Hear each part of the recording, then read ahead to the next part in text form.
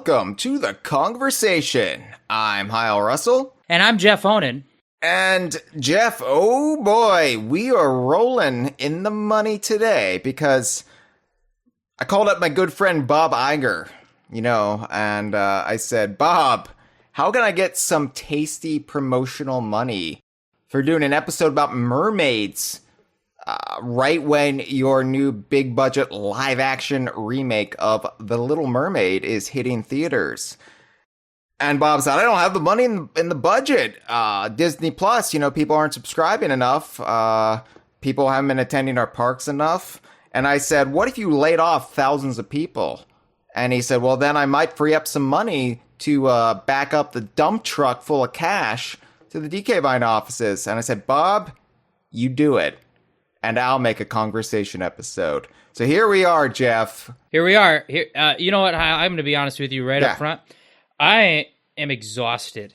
I have had the worst, not like terrible, but just like constantly bad for months feelings. And I'm just tired. I'm real tired. So this is going to be a real good episode. I ate hot dogs 3 meals in a row this past 3 days. Three days in a row I had. And then also tonight, I had Taco Bell for dinner. That was after 3 days of hot dogs in a row. I don't care about my beehole at all. It doesn't. I said, I want to have this. I don't care what happens to my beehole at all. I'm tired. It's been a lot. But today, we're doing the mermaid episode of the Donkey Kong podcast. I had to tell my family, they like, what are you in such a hurry for? I said, I gotta go record the mermaid episode of the Donkey Kong podcast. But I was actually by the water today. I had to launch a dock. I had to install a dock on a lake. It's a fucking hard job. It's a 48-foot dock in 4 sections. And the muck and the weeds, the weeds and the muck and whatnot. And I didn't even see any mermaids or anything good. Maybe I saw one mole and some birds. No mermaids. So, anyway, all week long, I was kind of not interested in this. We were supposed to do this Wednesday. I said, I don't even want to do it because I'm so busy and tired. And then today I was like, man, I got to do this. I don't. And then somewhere along the way, right around my second Dorito Loco Taco, I was like, I'm kind of excited to talk to my friend Hyle. I haven't talked to him in a minute, and I'm excited to talk to Hyle about mermaids on the Donkey Kong podcast. And now I'm here, and I'm actually feeling it. I'm ready to go. A lot of people might be out there wondering, Hyle, you stupid asshole, why are you doing an episode about mermaids on the Donkey Kong podcast, as Jeff so eloquently puts it? Jeff, you're a great brand ambassador. You really help spread the word. I like to cut right to the quick. Yeah. So you're like, hi, I've done the math. I've crunched the numbers. There's only one mermaid in all of Donkey Kong. And you're doing a whole Bestia-Rare-y episode on that. The last episode you did like that was with Jinjos, with our good friend Malik. Don't say Bestia-Rare-y like it's so casual and normal. Don't act like that's not some nonsense. Don't. It's vernacular I've coined, and we're going to make it happen, damn it.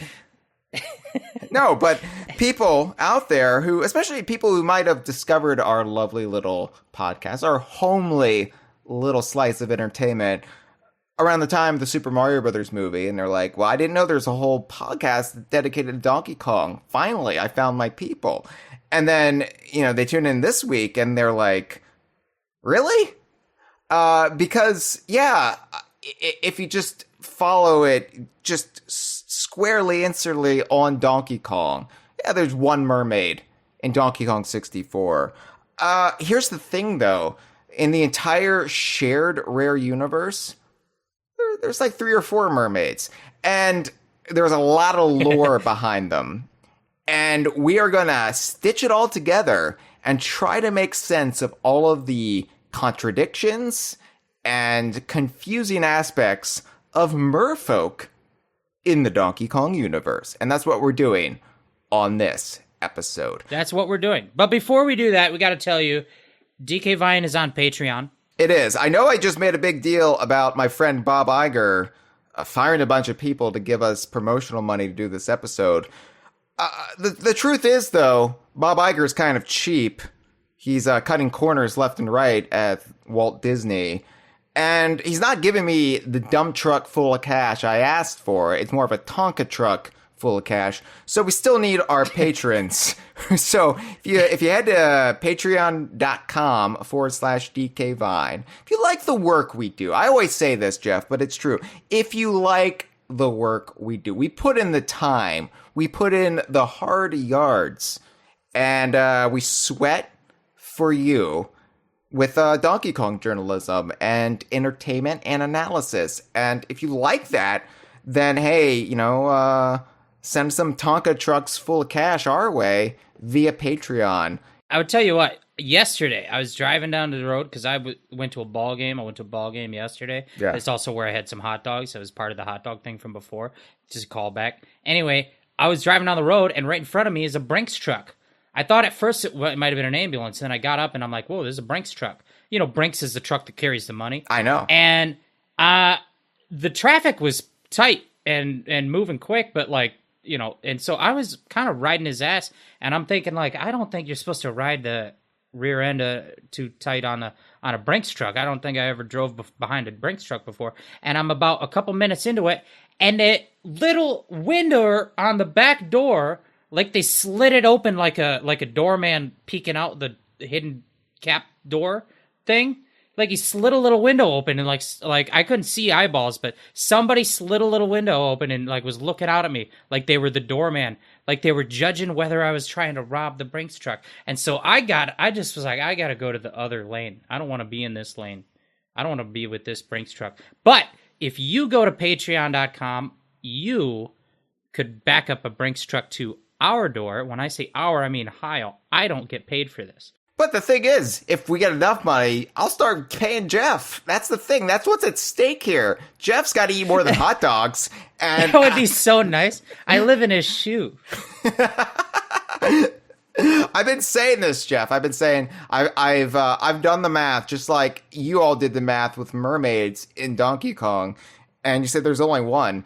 And I've done the math. If I get $2,000 per month from all the patrons, I can dedicate myself full-time to DK Vine, and I can start spreading that money around in very positive ways. So all I'm saying is, consider it if you want more 5-star Donkey Kong entertainment this.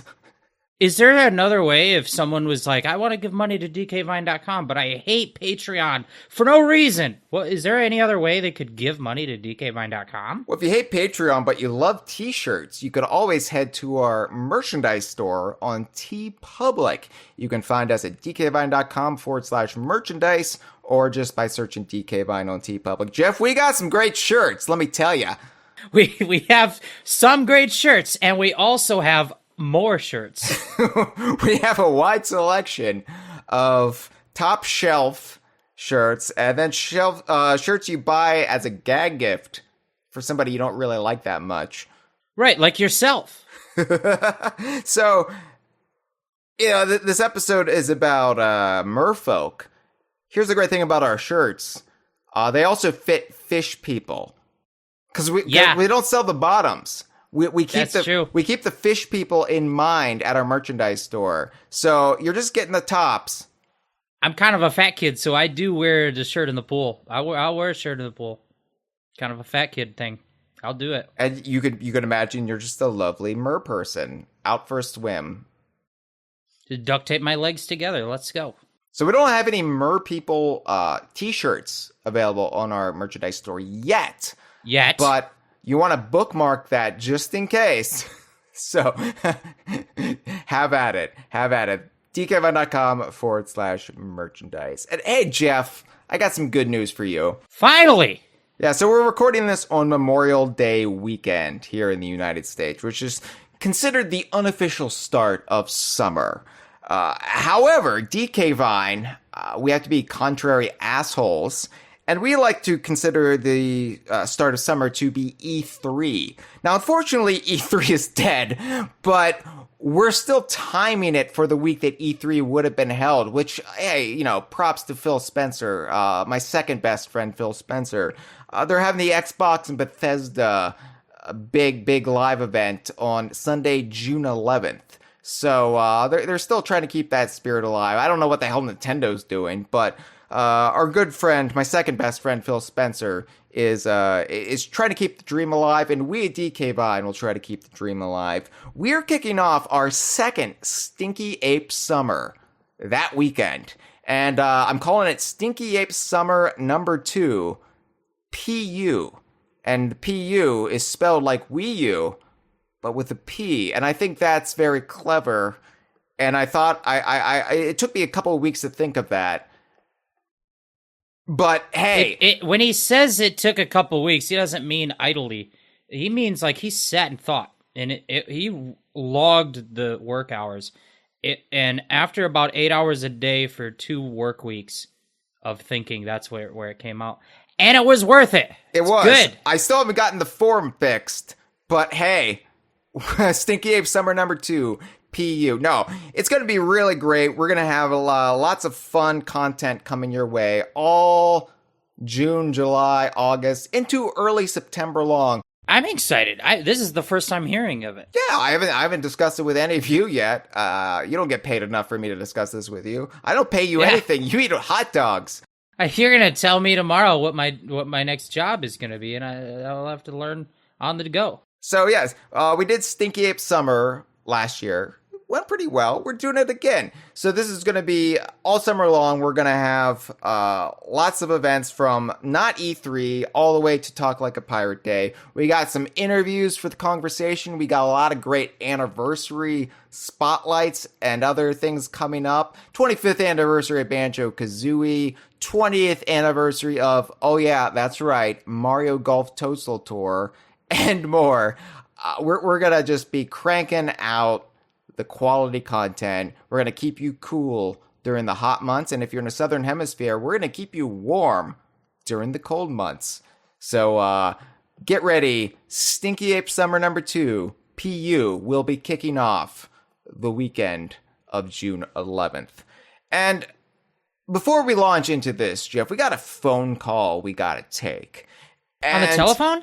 From the telephone. So we have a hotline. It's called the DK Vine hotline. People don't realize that you can call anytime at all whatsoever at 1-202-630-VINE 8463. Call us up. Leave us your thoughts. Goes to the DK Vine hotline. Don't worry, I'm not answering the phone. I'm not like, hello, how are you? That's creepy. I'm not a creep. But he's not. You're not going to get Adrienne Barbeau on the other line talking to you sultry like, you're just going to go to a message machine where you can leave your message on the machine. Adrienne Barbeau? How old are you, Jeff? I really like John Carpenter movies. I don't know, sue me. Hitting me with the Adrienne Barbeau references so early. She's still sultry even today. She what can you do? We really resonate with Gen Z, don't we? Oh. Google it. Ask your dad. I don't know. Ask your grandpa, maybe. Fuck off. That's what your grandpa masturbated to back in the day. He's in the house. We can't talk about Oh, yeah. Jeff's famous Kongversation character, Jeff's grandpa. Jeff's grandpa's around still. He outlasted Tina Turner. Oh, no. Speaking of vintage sultry ones, yeah, R.I.P. Tina Turner. Anyway, you can call the DK Vine hotline and leave us a message about your thoughts on the Donkey Kong universe, as our next caller, and our only caller on this episode, did. Jeff, why don't we go ahead and play this call so we can get into the merfolk of the Donkey Kong universe? Why don't we? Let's roll it. Hyle, it's great to call in. I always love hearing your sweet, sultry voice. And Jeff, moaning, bone, and Onan, I think you were calling one episode. Jeff, I hope you're doing well. You're looking great as always. Listen, this is a Jeff question, Hyle. I'm sorry. I want to give Jeff a little bit of spotlight. So, the last episode I think you were on, actually, wait, that's a lie. Never mind. But, I was listening to your Bones episode. It was the other day, right? Jeff's self-labeled top 10 DKU bones. It's all the Bone Wars. Jeff, I need to ask, do we need to worry about, mare people? Are we going to have to worry about an uprising for bones? Because I've been warning my friends and family who have all since isolated me because I wouldn't shut up about the Bone Wars, and I need to know if I need to warn people. So please tell me. Also, Jeff, I need your top 100 mare people, 200 if you're feeling spicy. Please do that for me. All right, bye. This is Traveler of the Stars, by the way. I didn't say that. Well, thank you for the call, Traveler of the Stars. Traveler of the Stars says I have a sultry voice, just like Adrian Barbeau. Yeah, you're sort of in the Barbeau field of voices. I would say that. First of all, I want to say this is a great phone call. This is a good telephone call. What, under 90 seconds? Yeah. Come on, people. That's great. Let's keep it that way. We don't have to ramble. If you're gonna ask us a question on a call, we're gonna spend 5 minutes talking about it. Your call doesn't have to be 5 minutes, right? To be fair, yeah, we set a bad precedent, like for our listeners when they call in, because they think, oh, I'm supposed to talk about nonsense for way too long. We don't set it. You do. Don't we? But here's the question. What was it? I cannot remember what the question was. Top 200 mer people. Well, no, actually, I think they said mare people, and so I'll tell you my number one probably mare people. Pauline, mayor of New Donk City. I guess Kwame, De Blasio. These are mayors I've heard of. I don't know if they're good. I haven't done the research. The other question was about the Bone Wars. Do I have to notify the family of the deceased or whatever the question was? No, I don't remember the Bone episode. That already happened. You can listen to it and tell me what I said, but I don't know what I said. It's something. I'll tell you this right now. Don't be afraid of merfolk. They're stuck in ocean. You can leave. This is what I say a lot about the shark movies. I watch so many shark movies, and I'll tell you one thing right now. The people in the shark movie have the option to leave, and they don't. You just don't be on the ocean. Just don't be on the ocean. Just go. You have a car. The shark won't get you at your house. The sharks don't get you at your house. Same with the merfolk. Don't be afraid. That's the end of the call. Thanks for calling. Wise words, Jeff, as always. Thank you for the call, Traveler of the Stars. So, yeah, we're doing a Bestia-Rare-y. You're going to have to deal with that, Jeff. On Bestia-Rare-y. On Merfolk, which, unlike Jinjos, where you can say, oh, yeah, all my Jinjo friends, like Jinjonator and King Jingling and the rest, you really can't say that with Merfolk, because they never played a terribly large role in the Donkey Kong universe until, admittedly, Sea of Thieves. But I think it's somewhat apropos for their real-world mythic stature, because they've always just been under the surface of the DKU. We just couldn't see them. So, as I said, the first Merfolk, a mermaid, appeared chronologically in 1999's Donkey Kong 64. I guess chronologically as far as the real-world timeline of releases goes. You mean release order, not chronological order. Yeah. But to understand that mermaid, to really get her and her people, we need to go back in time. And by that, I do mean chronologically. In the timeline of the DKU, we need to go way back. And I think first we need to actually break down the mermaids of our real world folklore and how they relate to the sirens of our real world folklore, because they are linked, the two of them.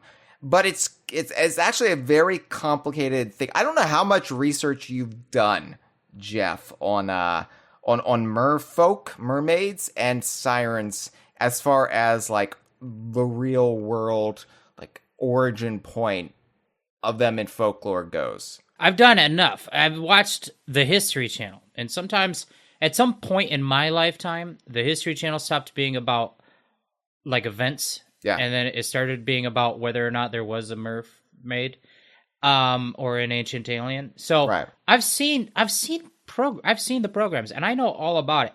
So and usually the History Channel just come down on the side of, well, what if there were mermaids but they were aliens? That's usually what they come to. But we're not going to do that. We're just going to look at dusty old books, and this is what I found out when I was doing research for this episode, Jeff. Sirens actually predate mermaids in folklore, but they would later be, I guess, gobbled up by their predecessor. It's sort of like how the Donkey Kong series came first, but, the other month on Saturday Night Live, Colin Jost called Funky Kong a Mario Universe character. It's sort of like that with Sirens and Mermaids. Yeah, that's true. Sirens actually go all the way back to the Odyssey, the ancient epics and everything. Yeah, Homer. Homer first reference Sirens is actually the first documented reference to them anywhere was in the Odyssey. But he provided no physical description, didn't describe what they look like other than they were alluring ladies hanging out on the rocks, But it was in the 3rd century BC that Apollonius of Rhodes described them, not as fish people, Jeff, as you might assume, but as bird people. Bird people? Yeah, head of a human woman, body of a bird.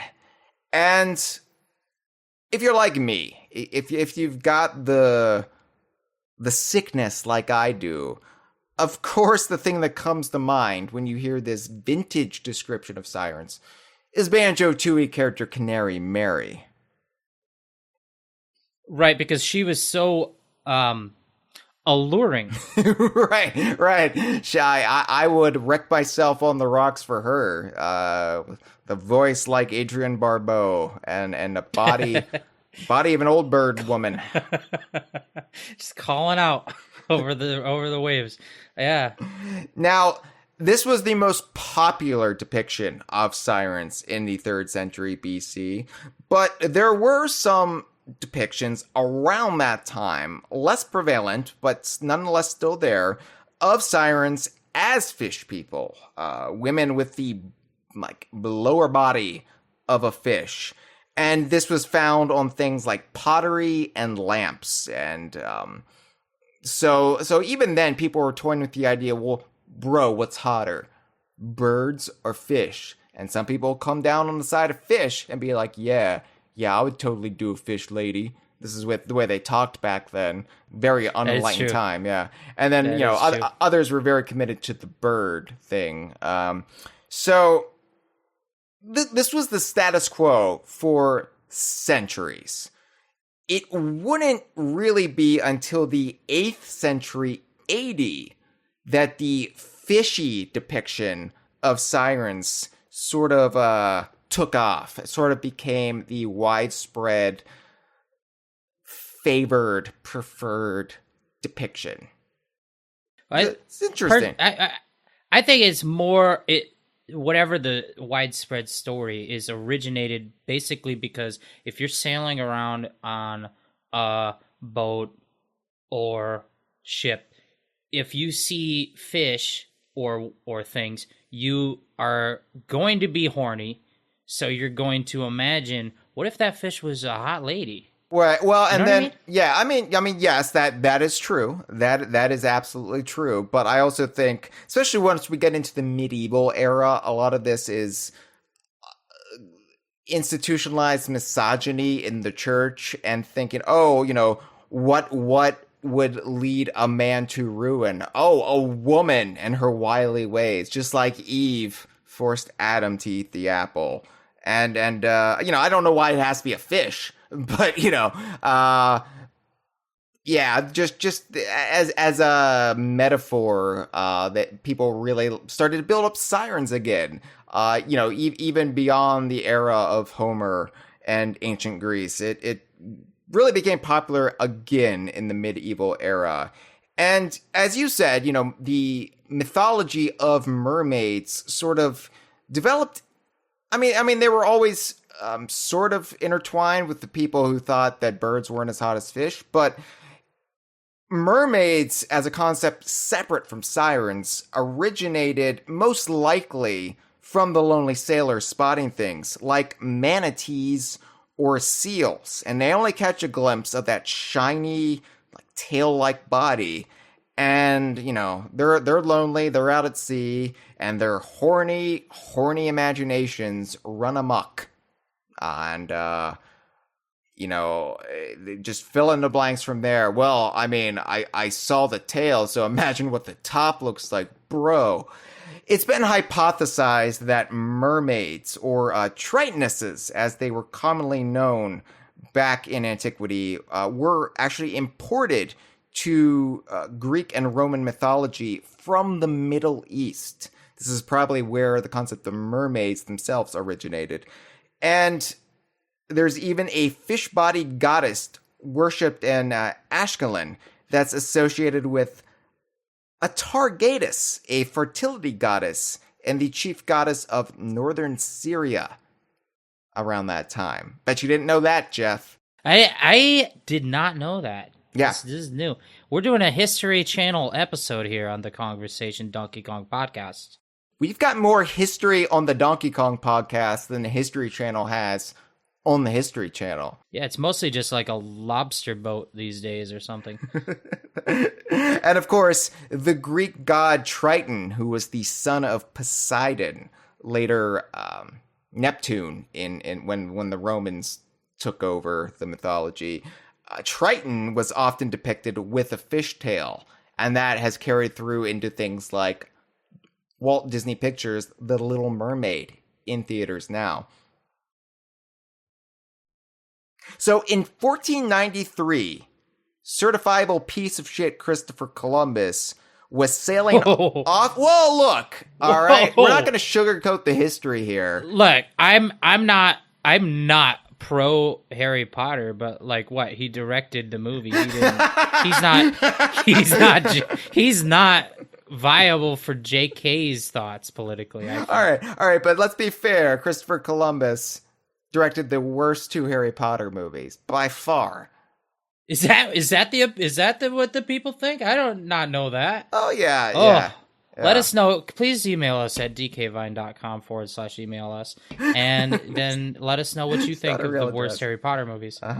Yeah. So anyway, Columbus, the one from 1493, he was sailing off the coast of Hispaniola, and he claimed to have spotted 3 mermaids or 3 sirens. He wasn't sure himself, but was disappointed. And I'm not making this up. This is actually what he wrote.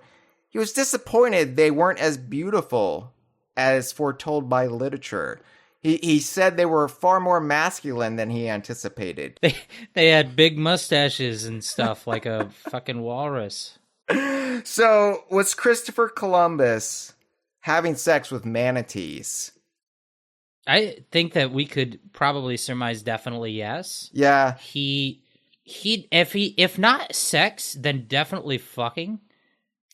Well, okay. I wasn't saying like a romantic candlelit dinner that led to voracious lovemaking. He did not make love with manatees, Hyle. Let's be real. Okay. It was purely for the physicality of the act. Right. And the thing is that Christopher Columbus is historical garbage these days for numerous reasons, but nobody ever brings up what he might have done with the manatees. Right, well, but he was a human man with human needs, and had to have sex with a manatee. We've all been there. Speak for yourself, Jeff. There's this wonderful invention called the flesh. Anyway, Christopher Columbus didn't have that, so I don't know, but anyway, that's your primer. That's your real world primer on mermaids and sirens and why people often conflate the two. If that's what is the real life folklore, then what is it in the DKU? Well, So it turns out in the DKU, they're not just manatees. That there are actually fish people. Don't worry. Don't worry. This isn't as gross as Christopher Columbus sailing the ocean blue. The ocean wasn't the only thing blue, hence what he did with the manatees. Balls. Yeah, that was the implication that I was going for, without wanting to say it. But in the DKU, the Merfolk, basically, most of the Merfolk lore is essentially, it's in Sea of Thieves. Sea of Thieves is the Merfolk game. Donkey Kong 64 has the Merfolk on it, but, you know, the story, the background, it all goes back to Sea of Thieves, basically. Yeah, Sea of Thieves really fleshed it out. And we know that it's quite likely that the origin point for all merfolk across the globe started in the Sea of Thieves, the area we now know as the Sea of Thieves, within the Devil's Shroud, you know. And some probably crossed the Shroud over time and spread out into the waters of the Atlantic Ocean and Mediterranean Sea and inspired Homer and others. But like I said, they actually exist in the DKU. So get your mind out of the gutter right now. And they're real. You can actually do stuff with them. I mean, sure, but therein lies the path to ruin, as we may come to learn here. So the thing about merfolk society that is essential to understand them is, you know, in the Disney movies, nothing wrong with this, but they sing their little songs under the sea and what have you. But the merfolk society thrives on song in the DKU entirely. It is a constant drone that sort of acts as a form of echolocation for them, but it's also a continual oral history of their people and their society. Non-merfolk ordinarily can't decipher the song. They don't understand it, but are nonetheless attracted to its beauty. That's right. And they've been around for thousands of years, the merfolk in the Sea of Thieves. Actually, all the way back when there were ancient peoples, it is commonly referred to as the ancients, coexisted with the merfolk. They were able to commune with each other and share knowledge and magic and things like that. Because the merfolk know how to do magic. Yeah, and that's important. Merfolk were one of the very earliest practitioners of the hoodoo, the alakazam, the what was it, Harry Potter, the Patronus Dumbledore? I don't know. I don't really know a lot about Harry Potter, I have to be honest, Jeff. But they the merfolk were quite skilled at it, and they brought that knowledge like Prometheus to the ancients, and they were like, this is how you do curses. Ooh, this is how you do enchantments and what have you. So the merfolk created these huge underwater structures made out of coral, and they used these to commune with the ancients, kind of like a meeting place, right? This is where we're going to meet halfway when we want to have our little chats. And so the ancients would come down here, the merfolk would meet them there, and these would serve various functions, both in their like spirituality and also with the ancients. And these structures are referred to by the pirates sailing at the time of the game Sea of Thieves as the Sunken Kingdom. Yeah, that's right, the Sunken Kingdom, which is cool. There was, at one point in that history, a pretty defining moment, actually, though, because there was originally, in the Sea of Thieves lore and in the DKU lore, there was originally just merfolk and humans and other things, but there was not sirens. But there was this moment that when the merfolks and the ancients were working together and communing with each other as two societies, where the queen of the merfolk fell in love with an ancient, with a human. It's kind of like what's that thing that we're plugging? You tell it. It's kind of like the mermaid, the Little Mermaid, Ariel, and of course the dreamboat Prince Eric in Walt Disney Pictures' new live-action smash hit, The Little Mermaid. Jeff, what a great film to see with the entire family. Bring the kids, bring the grandparents. We just got $4. So the Queen of the Merfolk, she fell in love with a ancient warrior, a noted warrior in the ancient society, and they wanted to be able to do stuff. I guess I guess the fittings don't work. I don't know, but they were like still do like mouth stuff. Hands, mouths, what? But apparently they're like, no, well, you can't even swim or whatever. I think it went beyond sex. I think Jeff, we're just far too. Well, I didn't say sex. I said stuff. Okay. You know, they wanted to do stuff like live together forever. Their connection was far more than just physical lust. Right. That's under the umbrella of stuff. Okay, I'm just clarifying though. This wasn't just they wanted to start an OnlyFans where they did exhibition stuff with each other. Tail play. Yeah, they wanted to just be together at all times. And of course, one was a surface dweller, one had to live beneath the waves. They couldn't really make that work all the time. So they thought, wouldn't it be swell? And this is kind of a reverse Little Mermaid, because, you know, with the Little Mermaid, what she wanted to do was become She wanted leggies. She wanted legs. And there's something about the sea witch, Melissa McCarthy, who said, like, I'll give you legs, but I'll take away your voice. That's weird. But, you know, she wanted to become a human. She was like, I'm tired of being the fish girl. I want to be a human girl and marry this rich guy. No legs.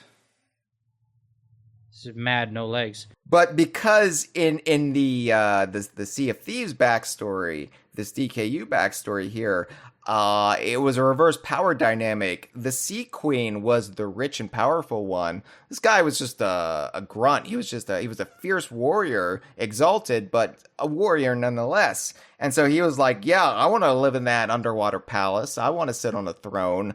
I want to marry rich and retire. But the only way I can do that is to become a merfolk. Right. That's really the root of the start of the problems, the bad times. Yeah. They did a ritual. They did some magic, as we discussed. They know how to do magic. They tried. It was wrong to do. It was against the rules, the royal laws and sacred rules of the society. So they transformed the warrior, the ancient human, into a merman, using a mermaid gem, which are these magical objects that are imbued with magical energy. Yeah. But the ritual, it didn't work. It worked, but it did not. It had side effects. It had after effects, bad news stuff. And basically, the queen, the warrior, the queen, all of her royal entourage, all of her buddies, they all suffered a curse, and they were stripped of the merfolk song, which is what you said before. The song is their whole like shared history and culture and everything. It's like what makes you who you are. It's part of the merfolk society. They lost it, and that is essentially like a disease that they contracted. They call the whispering plague, where they lost their song. Yeah. You can't sing with lobsters. You can't sing with flounders. That's from the Disney movie. Yeah. You can't do it. And then if you don't have a soundtrack, how are people going to buy the vinyl? They can't do it.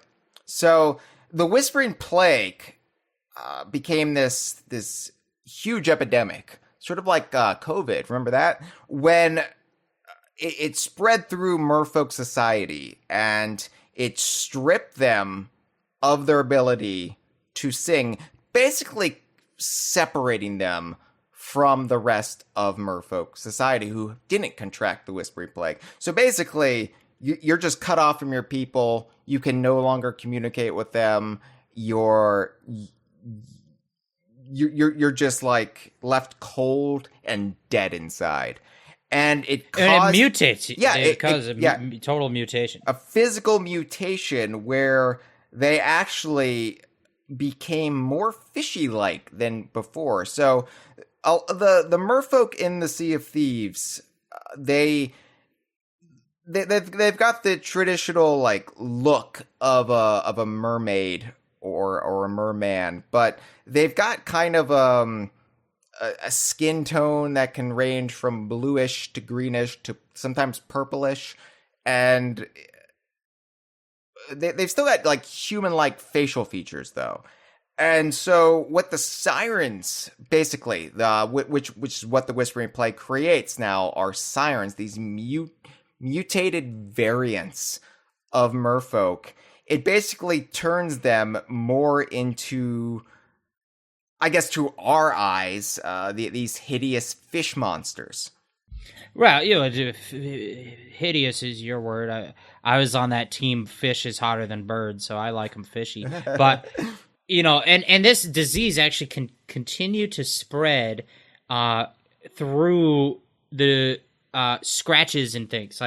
Like one siren that scratches a merfolk, they spread the disease. Yeah. And so it became a problem. And eventually they just had to completely exile and split the Sirens away from the rest of merfolk society and suddenly create two divergent cultures. Yes. So this is where we're like pulling like together a lot of Sea of Thieves backstory, and it's been doled out in various forms over the years through the books, through things like the Tall Tales, and through little adventures here or there, little lore dumps. And Jeff, you're better at keeping track of all of this than I am, if I'm honest. I try. I really do try, but oftentimes when we're playing a new Sea of Thieves adventure and they reference something they haven't brought up in 4 years, and I'm just like, is that a thing? And you and Cameron are like, oh, they brought up Old Mother, and I'm like, do I remember what Old Mother is? So right. And then you explain it to me. I'm like, oh, I guess I kind of remember that. That was 4 years ago. What happened with the Merfolk Siren split at this point in the timeline? Right. So there's some time where it is essentially developing into two cultures after an exile and separation. The Siren culture and the Merfolk culture eventually become pretty diametrically opposed in terms of what we, as the pirates who sail the seas during the golden age of piracy, which at the time period that the game is set in with pirates, we think of what the merfolks do and what the Sirens do. They're pretty opposites, because when your ship sinks, and we're going to get into this, the merfolk will restore your ship and bring it back to you because they're friendly to pirates. And Sirens, on the other hand, want to sink you. They want to steal your ship and then kind of cobble it into the structures that they build in their little underwater castles and citadels and things. And a very important divergent point is the fact that merfolks and pirates are afraid of the Kraken, because the Kraken is a beast. It's a monster. It wants to kill and sink ships and smush stuff. It's always trying to smush stuff. But the Sirens, actually, during this time, they worshipped the Kraken. They adored and praised and began to worship the Kraken and consider it a part of their religion. They, in fact, the Siren Queen referred to the Kraken as, I think, as its daughter. But so the Merfolk and the pirates were like, Krakens are bad. We don't like Krakens. They're smushing our stuff. They make the stinky inky. They make that stinky inky, what do they say? One in the stink and 7 in the ink, or whatever. The pirates teamed up with the merfolk, because not the pirates. I shouldn't say pirates. I should say ancients. Right, there weren't pirates at this time.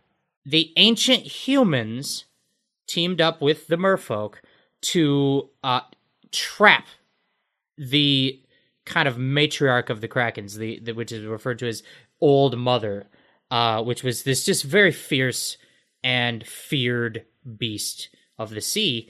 And it was this great moment of like societal collaboration that they were able to trap and chain the beast and to make the seas safer. But this was seen by the Sirens as essentially like a totally blasphemous, sacrilegious act of war. The Sirens were not cool with that. They said, what the heck? And so it started a war. The Sirens, which had become a separate splinter society, eventually went to war with both the Merfolk and the Ancients. Right. It kind of went from this Cold War, this existing tension, this escalation, to outright conflict, both above and beneath the waves. And to get above the waves, the Sirens came up with a method to actually wage war on the Ancients. Because as you said, you don't have to be scared of merfolk or Sirens. Just get away from the ocean. And it might be harder when you live on an island, but if you just get in the middle of the island, they can't get you. But the Sirens are smart and crafty, and they figured out a workaround. Yeah, that's right. So the Sirens actually have a way. So we know that the Sirens can affect the Merfolk by transmuting the disease, the virus that they have by scratches and things. But how do they affect Ancients? How do they affect human beings? Well, they use magic, because Sirens also have magic. They are Merfolk, basically, but they're separate, but they have magic. So Sirens developed curses that they can do using the mermaid gems, those magic embedded artifacts and things. They can actually put a curse on humans that will transform a human being directly into a siren, or they can even turn you into ocean crawlers. Ocean crawlers is the name that's given to these kind of human sea creature hybrids. They're able to walk on. They have legs. They're leggy, but they're allied to the Sirens. You have like the crab one, and one of them is a clam head or whatever. Clam head, but the point, yeah, right. They will do the Sirens' bidding on land with their legs. And if you think them having legs makes them even hotter than a merperson, you'd be wrong. These are the most hideous beings. Right, and it's the tail that does it for me. Well, it's not. They're not only like some of the ugliest, most repulsive beings in Sea of Thieves, but I would argue definitely in the top 10 in the DKU at the very least. And that's saying something when you consider how many poo monsters there are in the DKU.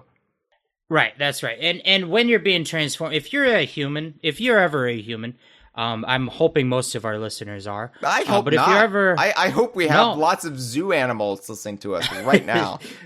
If you are a binturong, which is I think the alternate name for a bear cat. If you are a bear cat, you probably don't have to worry about the Sirens, because they don't know your DNA. But if you are a human or ever a human being, and you're in the process of being transformed by a siren into a siren or into an ocean crawler, the way that's going to work for you, bad news, is you're going to go into this cocoon. There's a cocoonal pupal state. Is a pupal state you go into. It is sort of erroneously called, the pirates of the pirate age refer to these as mermaid statues. Right, they're not made. They're not made by the mermaids. They're not made by the merfolk. They're made by the Sirens. They don't know. They're just pirates. They just looking around. They're like, hey, that looks kind of like a mermaid, but it's a statue. We'll call it a mermaid statue. They don't know. But the point is that this transformation is powered by a mermaid gem, which is at the heart of the cocoon. And if someone were to come along and destroy that cocoon, the statue, the mermaid statue as they're called, it will drop the gems. You could pick up mermaid gems from it. But if the transformation is completed, then that is the process by which someone becomes an ocean crawler or a siren. Then the gem, which was oozing all that magical energy. It's like oozing.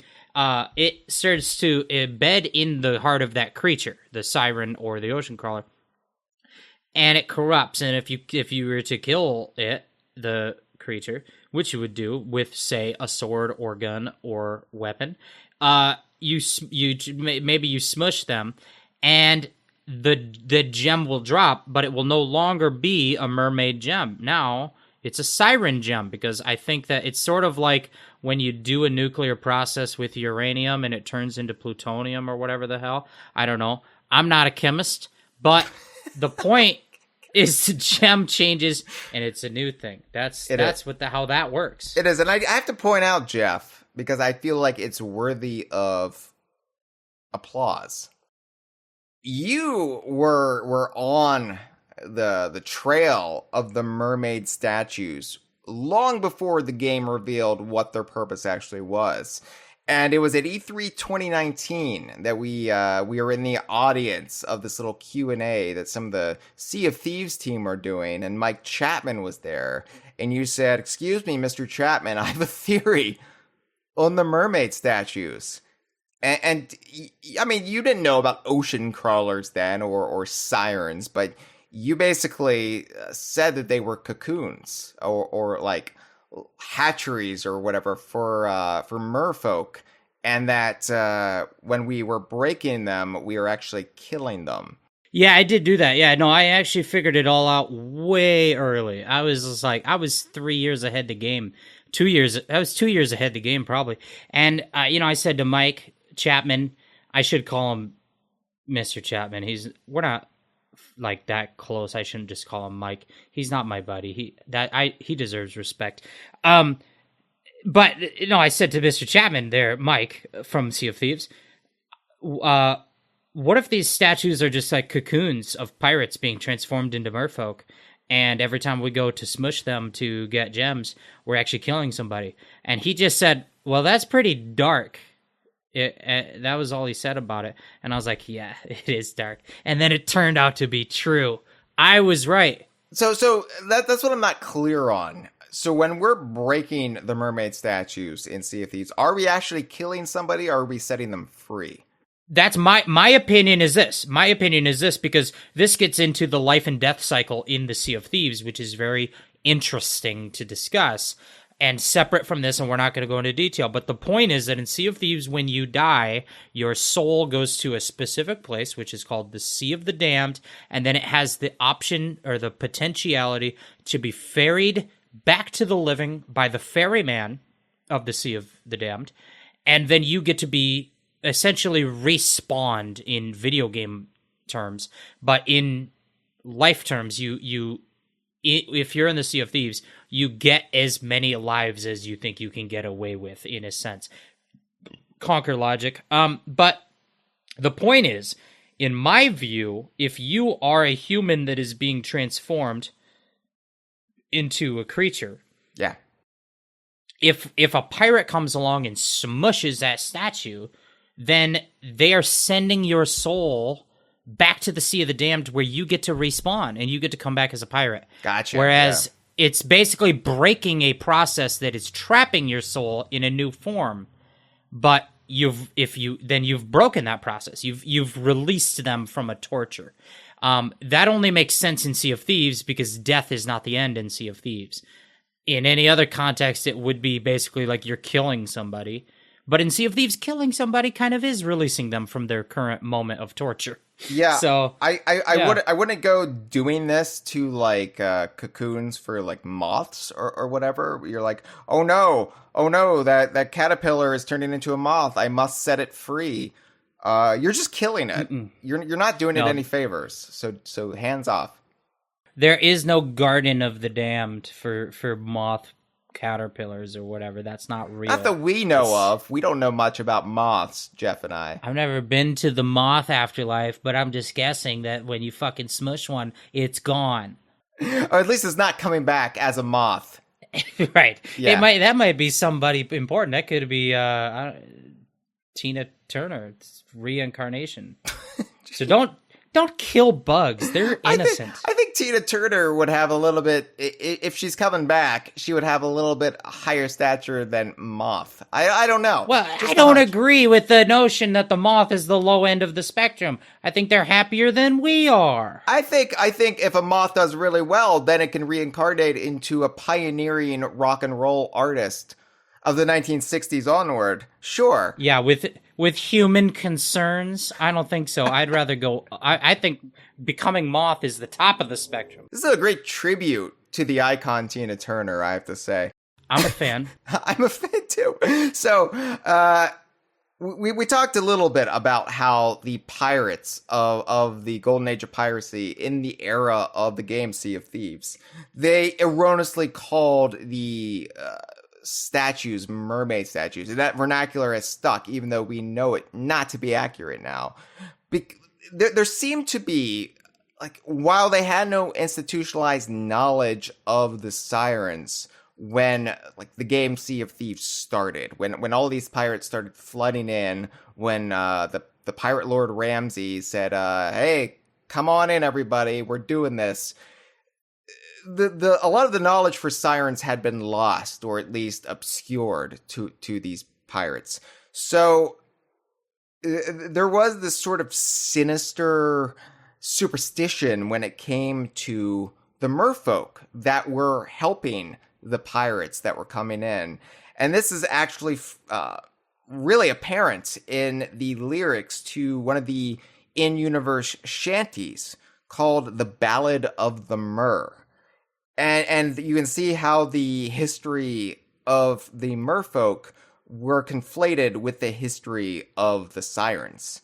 And I'm not going to sing this to you, Jeff, because I'm really off key, and I'm just a terrible.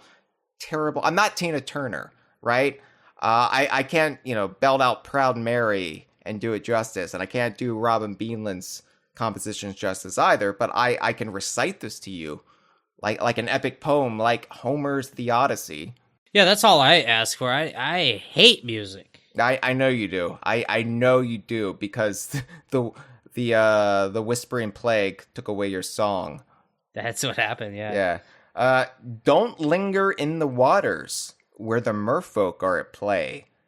The ocean's sons and daughters will lead our kind astray, sex-wise. Though many is the sailor who has found themselves on land after meeting with a strange mer that they could not understand. It seems they care for no reward, for tender ministration when we have toppled overboard. That's a great rhyme. In our inebriation. But if it's you they've chosen, they'll surround you with their kin. Your legs are bound and frozen in a wrap of silver skin. Soon you'll be understanding all that passes from their tongues. No food you'll be demanding, nor fresh air to fill your lungs. And they'll take you as their brother, or their sister as they please, and you'll be just another of the merfolk in the seas. Spooky, stirring stuff. False.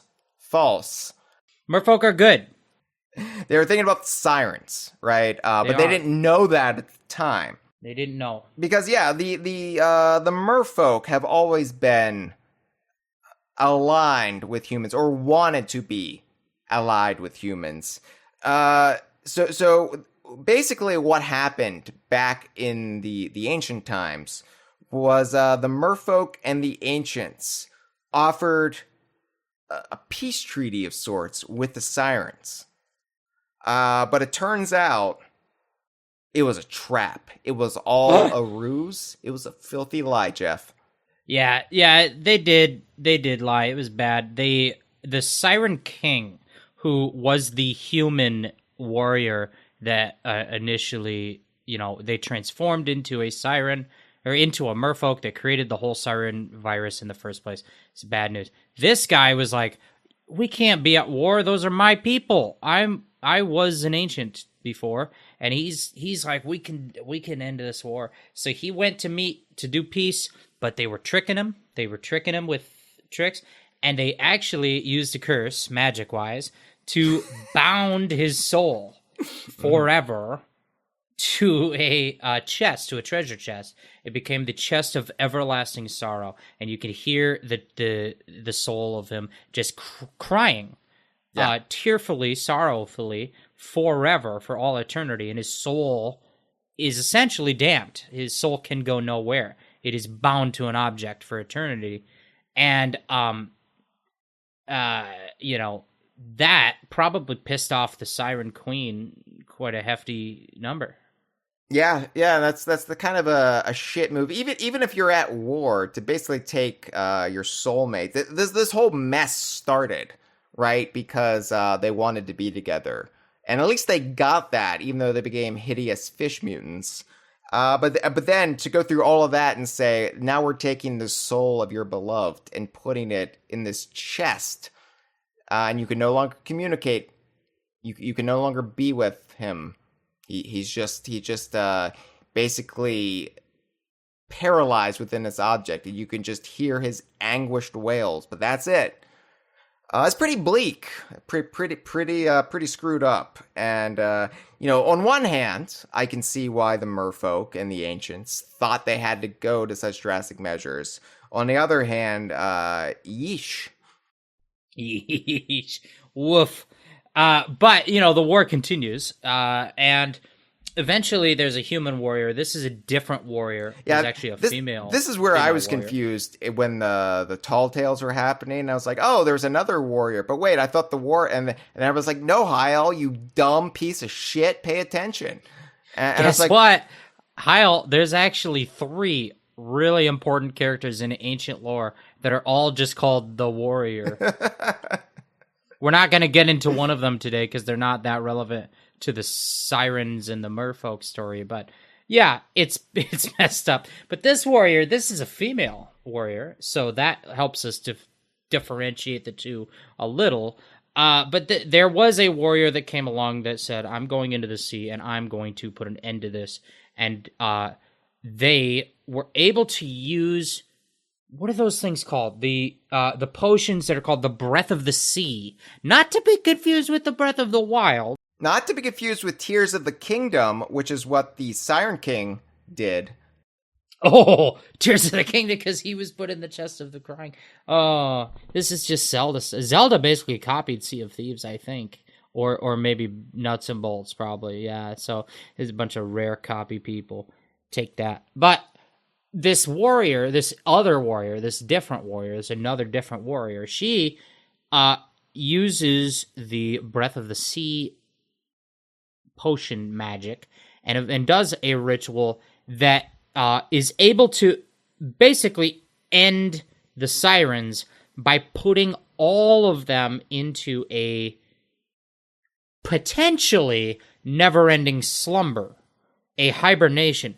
And it came with the cost of them being cursed with the curse of ocean sorrow or whatever the curse is called. But this was an ancient event that happened. It ended the war. It put all the Sirens to sleep. And so for thousands of years, the Sirens didn't exist. They were in some sort of hibernation in the ocean. Yeah. And when the piracy age of Sea of Thieves begun...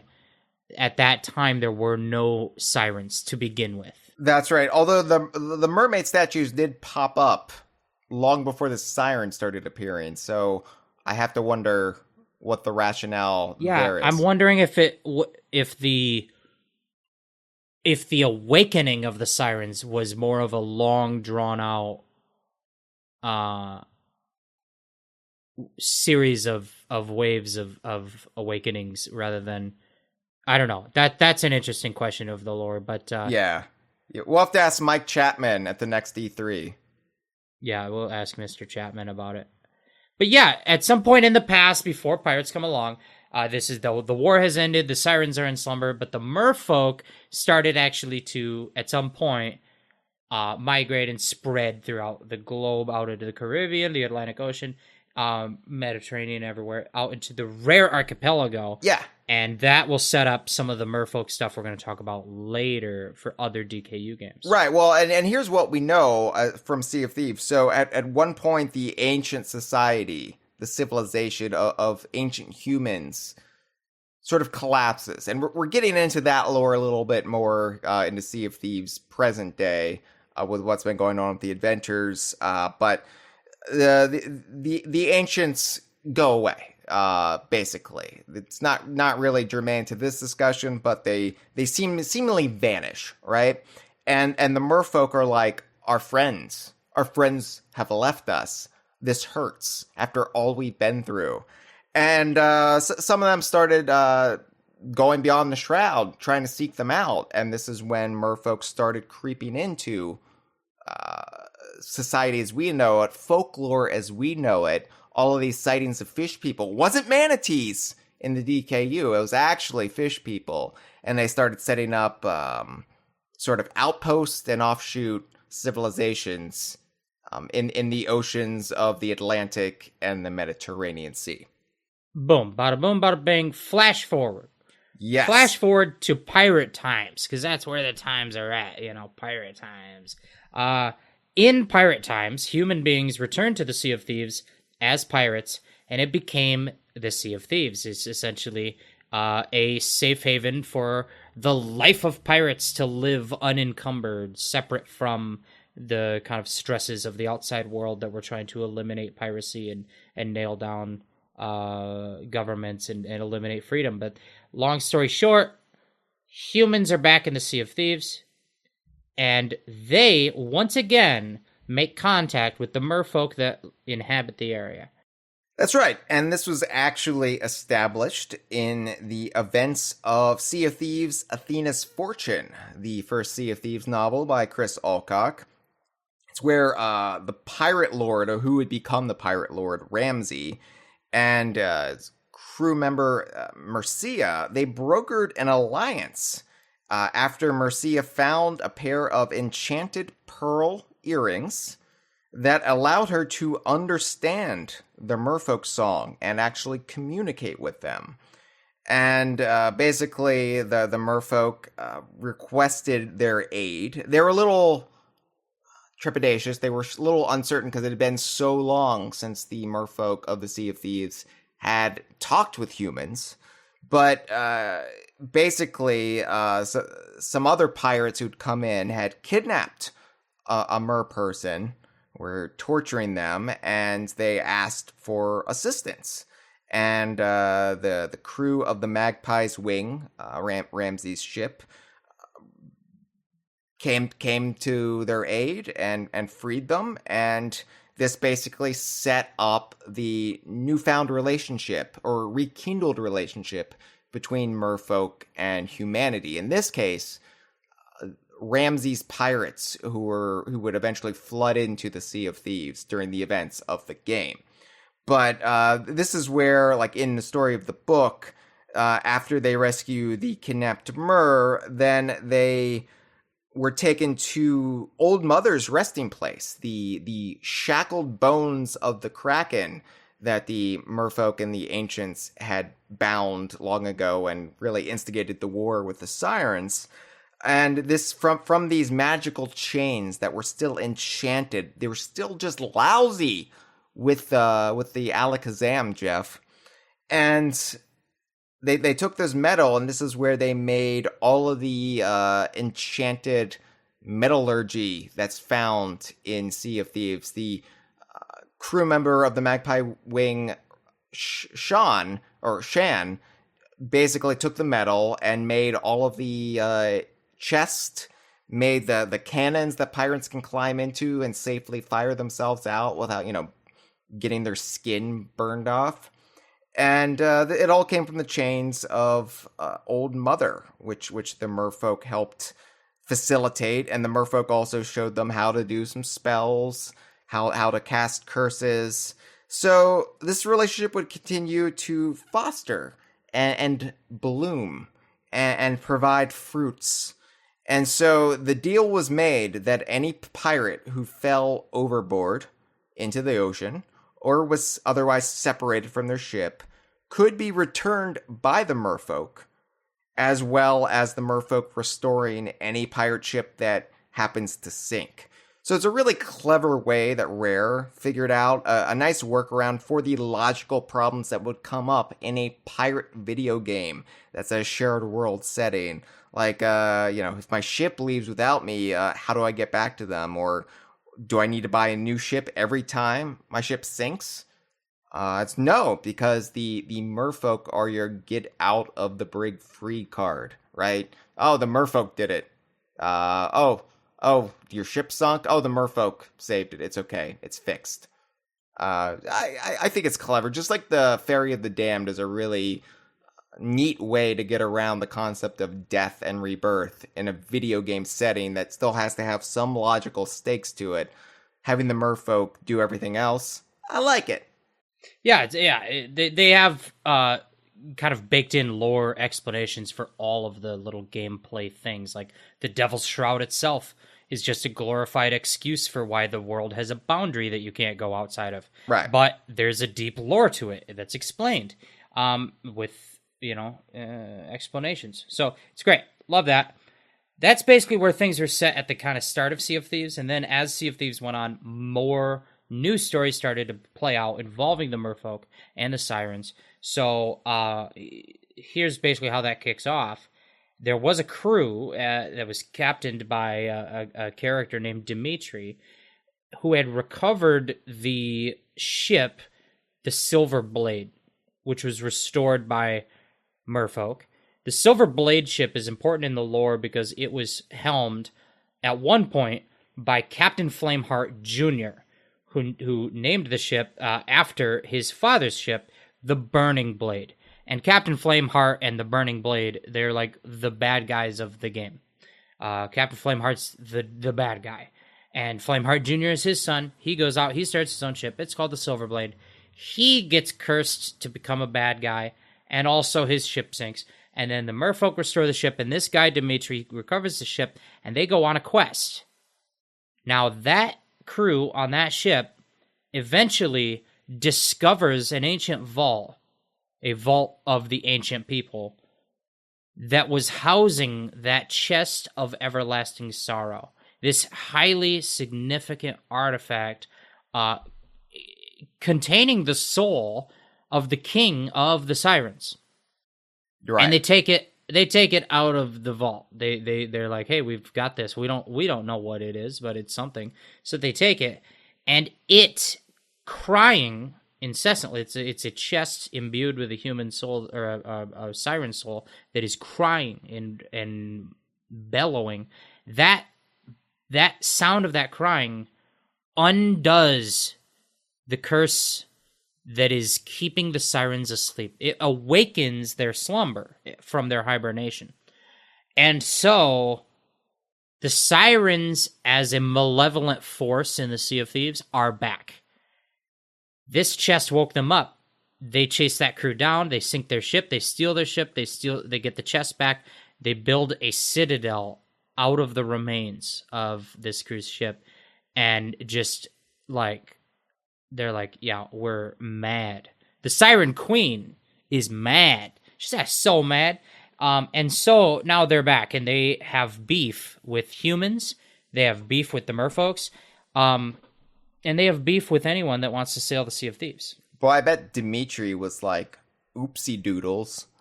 Yeah, that dude didn't even know what was up. He's like, what is this? I don't know. Guess I'll die. But yeah, so this is about at the same time, actually, that Captain Jack Sparrow and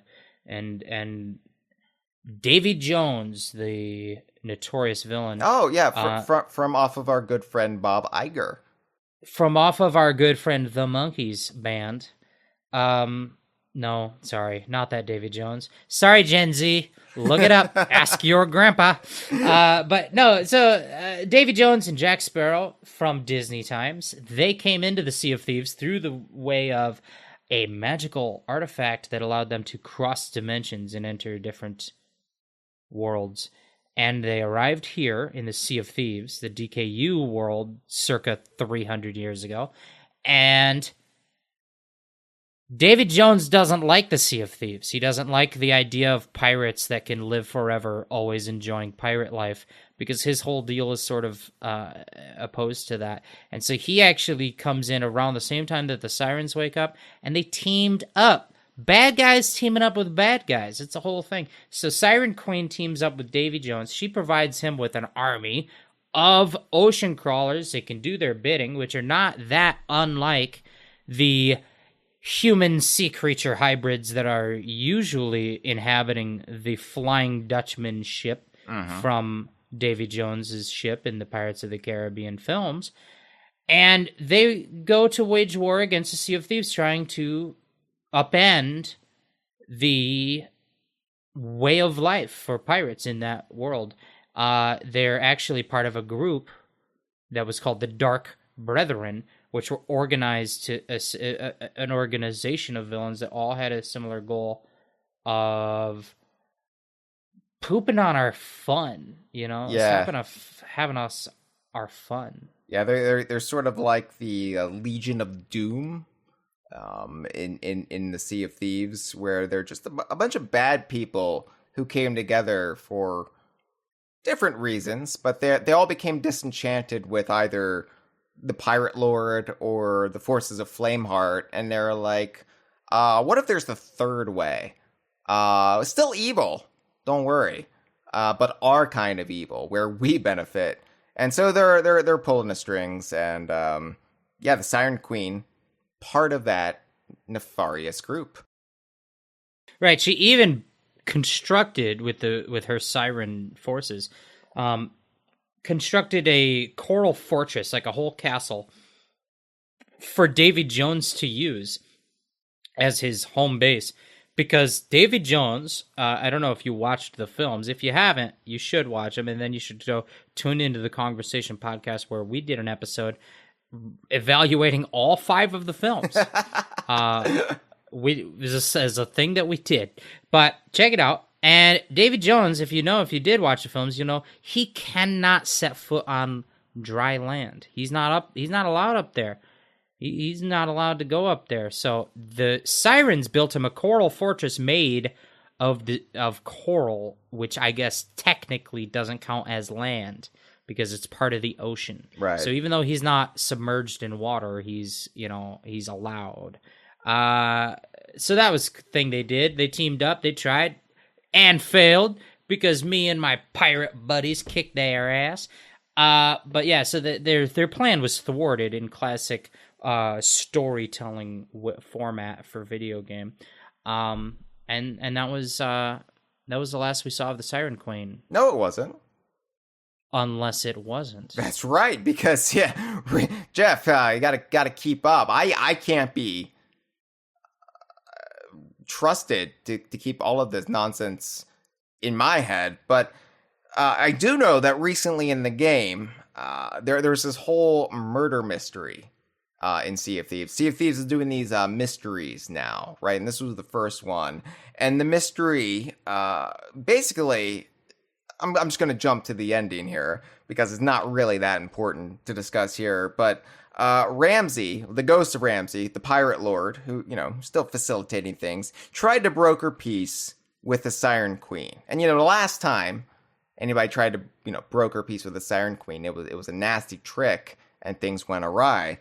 But Ramsey, he tries to do right. He tries to do the right thing. And he wanted to send his son, DeMarco, as kind of a diplomat, an underwater diplomat.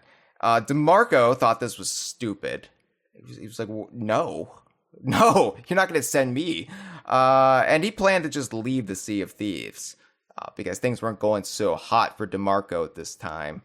His arena shut down and he just wasn't feeling this. But the Siren Queen killed him anyway and then tried to frame Ramsey for the crime, to get everybody to turn against Ramsey and create a civil war in the Sea of Thieves. So basically, she doesn't have to do all the heavy lifting if everybody's just fighting amongst themselves. And but anyway, this revealed that, hey, the Siren Queen actually survived the events of a pirate's life. She's still out there. She's still at odds with Ramsey, the pirate lord. But we don't know if she's still aligned with the Dark Brethren or not. Right, because the Dark Brethren are still up to stuff. They've been doing plots recently. Right. So it's unclear if their faction is still allied with the entirety of Siren kind, or if they're more of a wild card at this point. We don't know. There is more than one bad guy in Sea of Thieves. There's a lot going on. There's so much going on. Every Sunday on the DK Vine Twitch channel, Stream of Thieves, every Sunday. That's right. Yes. But that's all we have to say about Sea of Thieves. So if you're just tuning in now and you don't like Sea of Thieves, this is a good time to tune in. Yeah, all those people who, they come in around the hour 20 mark of a podcast. Oh, that's when it's really starting to heat up. Let me just skip to that part. Some people are like, I don't like the preamble. I'll get right into the meat. That's right. I want to get past the human part. I want to get to that luscious mermaid tale. So we're skipping past the pirate era of the DK Youth, circa several hundred years ago. Yeah, we're going to be kind of jumping around because we mentioned that a bunch of merfolk left the Sea of Thieves in search of their long-lost human allies, the ancients. And this is where merfolk kind of entered our folklore, our culture, throughout the Atlantic, throughout the Caribbean, throughout the Mediterranean Sea, and beyond. And in the DKU, we know that the lost civilization of Atlantis, referenced in the writings of Plato, it existed actually off the coast of the Isle of Hags, reachable via the bay in Jolly Roger's Lagoon. This was a locale in Banjo-Tooie. And we know that the merfolk had some contact, had some sort of relationship with the Atlanteans, because as Banjo and Kazooie were swimming down in those depths, we could spot with our little eyes 4 statues of merfolk, actually mermaids, which looked identical to the one that we met in Donkey Kong 64. Now, I know what you're saying out there. Hyle, you stupid asshole. This was clearly the Banjo team just repurposing assets from Donkey Kong 64 because they couldn't be asked to make new ones. And to that I say, yes, you are correct. However, because Diddy Kong Racing established this shared universe, can we not then just draw that connection and say, well, wait a second, that mermaid we met in Donkey Kong 64, there are statues that look just like her in the lost civilization of Atlantis. And I say, stop trying to be such a killjoy. Yes, I know how games are made, and I know that Greg Mayles didn't give a shit about the shared universe of Donkey Kong, but you know what? Other people did it, Rare. So you know what? I'm going to keep doing my thing. You're not going to rain on my parade. You're not going to spread this whispering plague to me and shut me up. I'm going to keep singing my song. It's a very empowering moment for me, Jeff. You should be proud. That was very empowering. I was like, I get chills on my arms. Yeah, but this does, I think, clearly, as folklore and mythology has developed, and as the stories we've told have been regurgitated through the gutter of pop culture in the 20th century and 21st century, merfolk have been associated with the concept of Atlantis. Like, nowhere in Plato's writings did he say, yeah, they had a great relationship with fish people. But we decided that makes sense. This ocean-dwelling advanced civilization, of course the fish people would reach out to them. Of course. So, a lot of depictions and a lot of media, you'll often see merfolk. In some stories, the people of Atlantis actually became merfolk, but not in the DKU. Nor in Disney's Atlantis, a great film by Disney, who just paid me 47 cents to say that. That's right. You can stream Atlantis on Disney Plus. I don't know if you knew that, Jeff. Disney Plus is a great service. Yeah. If you want to watch Willow on Disney Plus, then you cannot because they removed it. But really, yeah. Wait, they straight up did? They straight up removed Willow because they're like, we're offering too much top quality content on Disney Plus. But you can still get Atlantis, which stars Michael J. Fox. He's good in that movie. He's real good. I love that guy. So, yeah, the Merfolk had some sort of relationship with Atlantis before it sank. And what do we know about Atlantis in the DKU? Well, not much. But we do know that there was also a rival civilization in the Rare Archipelago called Kremlantis. And yes, Kremlantis is a very stupid name. You can blame Paul Makachek for that one. But Kremlantis was this contemporaneous rival seafaring advanced civilization that stretched from Crocodile Isle and Donkey Kong Island, or the future Donkey Kong Island, to, at the very least, the northern Cremisphere. But we do know, thanks to Sea of Thieves, yeah, we're bringing that up again, that they made their way as far north and as far west as the Nile River. If what the Golden Nile set descriptions from the game are implying are indeed the Kremlins, which I do believe they are. So, Atlantis and Kremlantis were probably magnificent rivals, right? And we know that the Merfolk sided with the Atlanteans. Now, we don't know if the Kremlins were responsible for the sinking of Atlantis. That's nowhere in the literature. That would just be conjecture. But this all seemingly predated the rise of the Kongs and the shrinking of the Kremlantis Empire. The Kongs eventually took Donkey Kong Island, and the Bears took the Northern Cremisphere, and Kremlantis itself partially submerged, as seen in Donkey Kong Land. So, if the Merfolk ever aligned with the Kongs and Bears or met them, that's unknown. We just know that they had some sort of arrangement with the Atlanteans. It probably reminded them of the ancients from the Sea of Thieves. So, that's sweet. Yeah. But what about if we flash forward to modern today, though?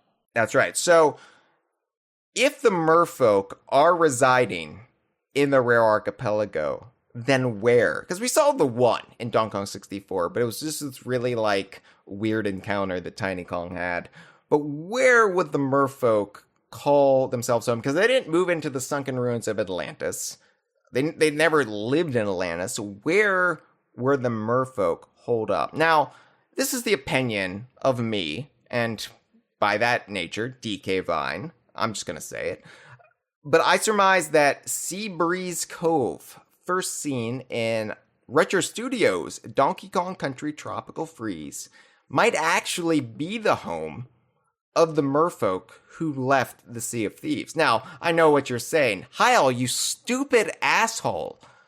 Retro Studios made Donkey Kong Country Tropical Freeze. You're trying to tie all of this rare lore that came after Tropical Freeze to Tropical Freeze? Shut up.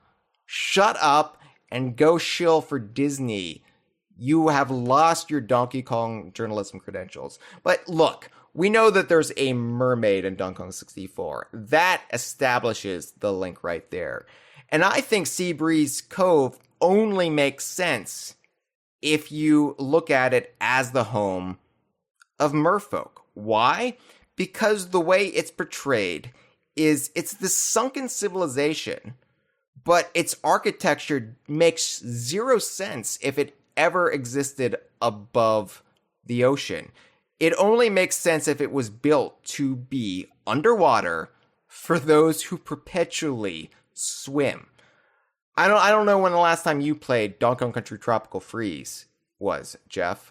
Either for the Wii U or the Switch. This morning. Oh, great. You did your homework. No, I didn't. I lied. Oh, because you were sucking down a chili dog. I had to launch a dock in the water. That's right. Shoot. Which I don't know why Lake Michigan relies on you to build their docks, but I wasn't on Lake Michigan. I was on a little lake, and not Lake Michigan. Oh, okay. I was in my own little lake. But look, thing is, Tropical Freeze, it's a good game. We like it. But do we love it? Yes. So does it tie into Sea of Thieves lore with mermaids? Yes. Because of Seabreeze Cove, none of it makes sense. None of it makes sense if you look at the architecture as this was a civilization that existed above the ocean like Atlantis. It's all built to exist, much like the architecture of the Merfolk and the Sirens in Sea of Thieves. And you even have a lot of structures that are like imbued with coral. Right. It's clearly built by a society that lives underwater. Now, is it a Metroid? Did a Metroid make it? I don't know. I never played Metroid. I don't know what Metroids can do. But there is a Metroid in this area, but maybe that's not relevant to this conversation. So let's just set the Metroid aside. Our friend Shane Marches actually was the one who discovered the Metroid Easter egg in Seabreeze Cove. But look, we know Samus crashed her ship in nearby Lost Mangrove, so I'm sure a Metroid was affixed to her window or something and then fell into Seabreeze Cove, and it's still swimming in there. It's fine. Right. I don't think it was built by a Metroid. I don't know what a Metroid can build, but it looks definitely like it for sure was built by the same kind of merfolk from the Sea of Thieves history. And this makes a lot more sense when you look at the level Rockin' Relics. Do you remember Rockin' Relics, Jeff? It's a level, right? Good job. You really know how to connect the dots there. You're regular Sherlock from Holmes. Tropical Freeze, that's right. Yeah. Rockin' Relics has all of these aforementioned relics, and they look very similar to some of the architecture you would see in Sea of Thieves. In fact, architecture possibly built by the ancients. So I like to think that the merfolk were inspired by their long-lost human brethren and sisters in the Sea of Thieves and incorporated some of their architectural influences when constructing Seabreeze Cove. So I don't know, that warms the cockles of your heart if you really want to draw those connections. But yeah, right. My argument is that Seabreeze Cove is where the merfolk of the Rare Archipelago live. And we know that there are merfolk living, at the very least, as late as 1999 in the Rare Archipelago, because we met one. Tiny Kong met one in the world Gloomy Galleon from off of Donkey Kong 64. And this is actually the very first merfolk, merperson in the DKU. And we called her Pearl. She was never given a name in the game, like a lot of Donkey Kong 64's cast was never given a name because George Andreas just did not care. He just wanted to get the game done by November so Nintendo wouldn't be mad at them. They didn't name all of these wacky NPCs that they came up with that at the time didn't really fit Donkey Kong all that well. It's like, put in a mermaid in the game? Come on. What is this? But we called her Pearl because she's upset that the Kremlins stole her pearls. That's a good reason. Yeah, to have that name. So she seems to be some sort of merfolk princess because she's got the little tiara on her head, similar to a Disney princess. And you know, there's what's your favorite Disney princess, Jeff? I would say The Little Mermaid, coming soon to Disney theaters. Well, I got great news. It's out now. In Disney it's out theaters. now. Actually, on theaters everywhere, not even the ones owned by Disney. Should see it. It's got a small mermaid. Not too dissimilar from Pearl from off of Donkey Kong 64. So, look. It's basically DKU. Tiny Kong, you know, she can shrink herself down, as the song goes. And she does that via crystal coconuts. So she swims through this gap in a seabed wall, and she meets this mer princess, just sitting on this clam coral throne, And I've actually transcribed Pearl's dialogue for you, Jeff. So are we gonna do a line reading? I think I don't want to hog the glory. So I think you should read the first line when Tiny first encounters. We're gonna keep calling her Pearl just for ease. Right, I don't want to just call her the mermaid from Alpha Donkey Kong 64. We're gonna call her Pearl. Why don't you read the first Pearl line? I'll follow it up with the second, and you can you can finish it off. Okay, so Pearl, she says, Yeah. Can you believe it, Tiny? The reptile stole my precious pearls, locked them inside a giant treasure chest. I know you're real busy, but please try to get them back. Yeah, that just sounded so elegant. That's how a mermaid might talk. Sounded like royalty. Some scenario. Sounded like fish royalty there, Jeff. So basically what Tiny has to do then, she leaves Pearl's little chamber, and Pearl's crying. She's boo-hoo-hooing. So Tiny's like, oh shit, I have to help this mermaid out now. So, and I'm sure this was thrilling for Tiny, because I'm sure Tiny had the Little Mermaid on VHS, and she's like, oh my god, I just met a real live mermaid. I can't wait to tell the others. Dixie's going to be so jealous. But she leaves, she goes to this treasure chest, and she has to shrink herself down into the treasure chest. This is what Tiny Kong does. It's okay. And she finds that the Kremlins have stuffed Pearl's pearls inside Clambos. Giant Clambo. And these are really ugly Clambos. They don't look as good as the ones from Donkey Kong Country, but they're Clambos. And Tiny takes the pearls from the Clambo's mouth, and she takes them back to Pearl. This is basically what Donkey Kong 64 is. It's people, it's just idiots saying, oh no, I've misplaced my thing, or I need you to do this thing for me, or I need you to beat me in a race. And the Kong's being like, okay. And anyway, so Pearl says, ooh, my lovely pearls. I hope this golden banana will do as reward. Yeah, I thought you were going to try and copy my one so that I didn't like yours. You didn't like mine? No, I'll do the next line. I'll do the next line the same. You'll like it that time. All right, what's the final line we ever got from Pearl? Pearl says, she's like, my pearls are safe now, but I am sure they'll get stolen again. Those thieving reptiles! So, what we can glean from this is that Pearl is familiar with the Kremlin. She calls them the reptiles. So she's kind of casually speciest here. But she's had run-ins with them before. She doesn't like them much, and she knows she'll have run-ins with them again. Right. Implied history, folks. Implied history between the Merfolk and the Kremlins, which says to me that, yeah, maybe they did aid Atlantis in this this at least Cold War with Kremlantis. I don't know. When I write the book on Donkey Kong, I'll put it in there. They probably call it the Cold War, but they spell it with a K. That's that's what the Kremlins do.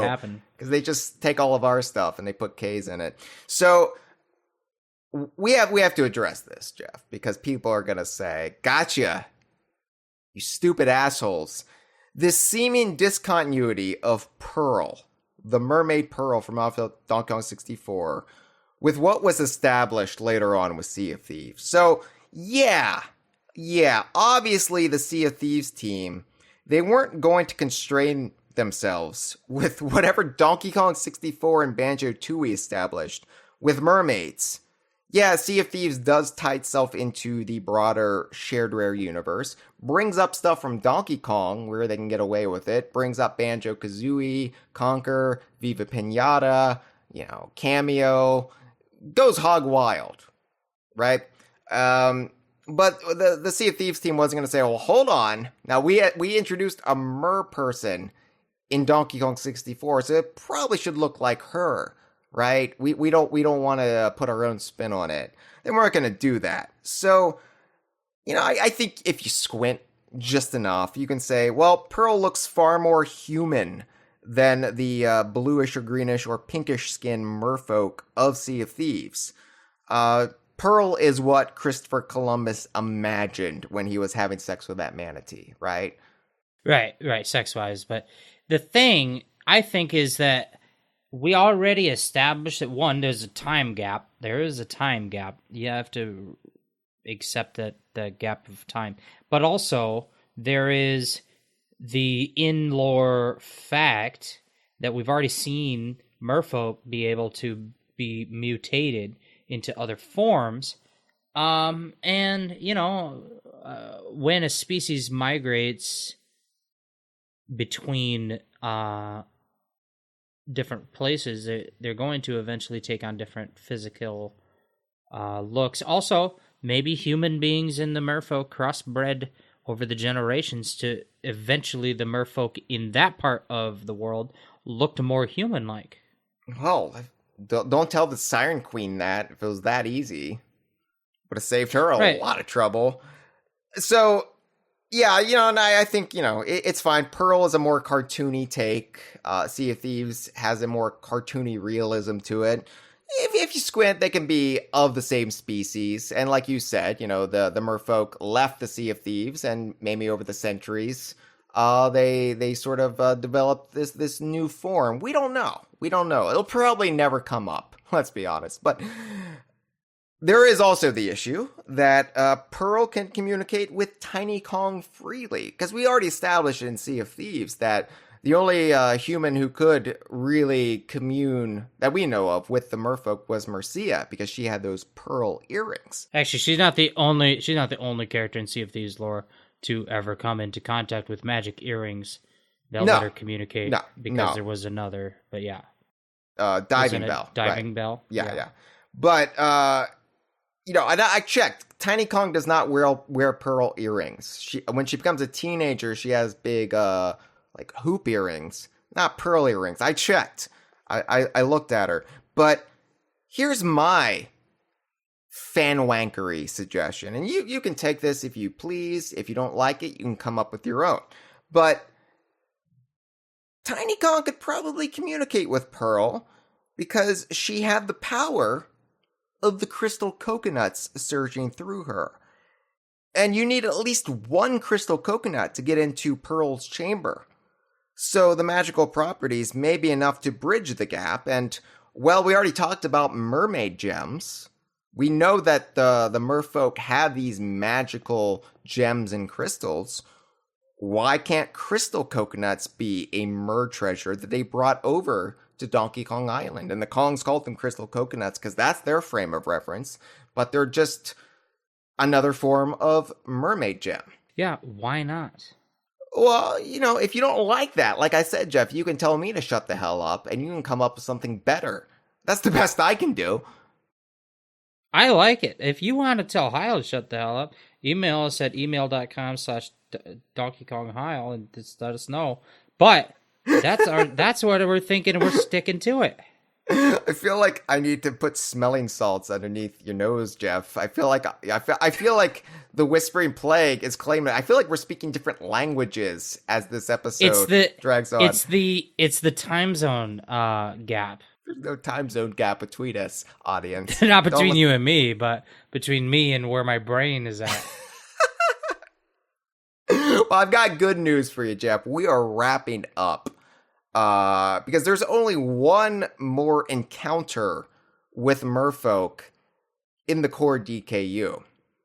And that is, you better believe it. Don't say Mr. Pants. Don't say Mr. Pants. Don't say Mr. Pants. It's Mr. Pants. I had to say it because that's what the answer was. Mr. Pants! Mr. Pants encountered a merfolk in his game, It's Mr. Pants. Well, so Mr. Pants, we learn a great deal about his world travels. He's a jet setter. He's a debonair international man of mystery, that Mr. Pants. He gets around, and because he's such a charming, bedeviling, disarming figure, all the freaks come out to meet Mr. Pants when he's around. And Mr. Pants, we know he's been to the Rare Archipelago. We know that, you know, at one point he met Birdie from off of Conker's Bad Fur Day. He made a puzzle based on Birdie. He met Banjo at one point, and he met a mermaid. And we know this because there is artwork in It's Mr. Pants that you can unlock of all of Mr. Pants' travels. And in one of the pieces of artwork you can unlock, it is the mermaid that Mr. Pants not only met, but befriended. And of course, Mr. Pants also befriended an extraterrestrial in outer space that he named Pluto Pants. And Dustin and I talked about this last season on our extraterrestrials episode. But what Mr. Pants does when he makes a new friend is he takes one of his signature pairs of red Y-front briefs and he sticks it on that person and he gives them a pants-related name. You will be Pluto Pants. He did the same to this mermaid, and he said he stuck the Y-front underwear on the mermaid's tail. It's the only way he could fit it on her. And he said, you shall be merpants. And so it shall be. And they became friends. And at the end of the game, you get this piece of artwork of all of Mr. Pants' close-knit friends and family hanging out on a little tropical island together. And you've even got merpants there in the water waving hello. And you know, what I think is fascinating about merpants, and this is probably the only time in history anybody's ever said this, and it will probably be the last time. What I find fascinating about merpants from off of It's Mr. Pants, the beloved puzzle game that 12 people have played, is that she looks quite a bit like the storage merfolk you encounter in Sea of Thieves.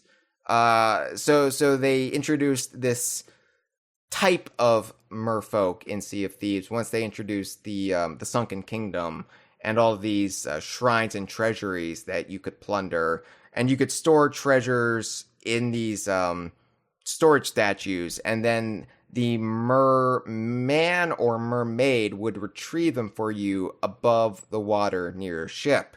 And these, to differentiate them from the ones who can return you to your ship, they have a more purplish hue to their skin.